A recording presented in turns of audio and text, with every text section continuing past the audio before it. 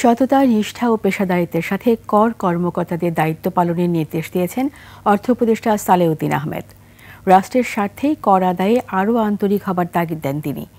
Bangladesh civil service taxation অ্যাসোসিয়েশনের বার্ষিক ক্রীড়া প্রতিযোগিতায় অংশ নিয়ে তিনি এসব কথা বলেন। আদিত্য মামুনের report. Colour expert, George sap এবং মাইল্ড অন হ্যান্ডস টেকনোলজি সমৃদ্ধ অরিক্স ক্রিস্টাল ওয়াশ আপনার লন্ড্রি এক্সপার্ট। চীনমৈত্রী সম্মেলন কেন্দ্রে রাজস্ব বোর্ডের কর্মকর্তাদের ক্রীড়াক্ষেত্রে জয়ীদের পুরস্কার বিতরণ উপলক্ষে এই আয়োজন।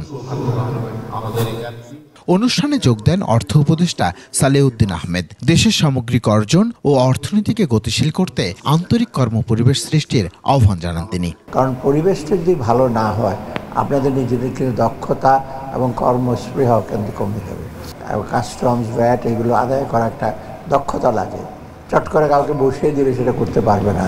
পেশাদারিত্ব বজায় রেখে নতুন নতুন করদাতা সৃষ্টিরও নির্দেশ দেন অর্থ উপদেষ্টা। যারা ট্যাক্স দিতে আসে বা ট্যাক্স ফাঁকি দিতেও আসে, তাদের সাথে একটু ব্যবহার করে বোঝাবেন, জোর করে না, যেটা আইনত সেটি আপনারা এসে করবেন এবং কোনো ব্যর্থ যেন না হয়, কোনো ডিসক্রিপশন বিশেষ ক্ষমতা না দিয়ে চেষ্টা করবেন। দেশে ডেফিনেটলি আমাদের ডোমেস্টিক রিসোর্সের প্রয়োজন আছে, আমরা যে অন্যের মুখাপেক্ষী না হই। পরে ক্রীড়া প্রতিযোগিতায় জয়ীদের মধ্যে পুরস্কার তুলে দেন তিনি।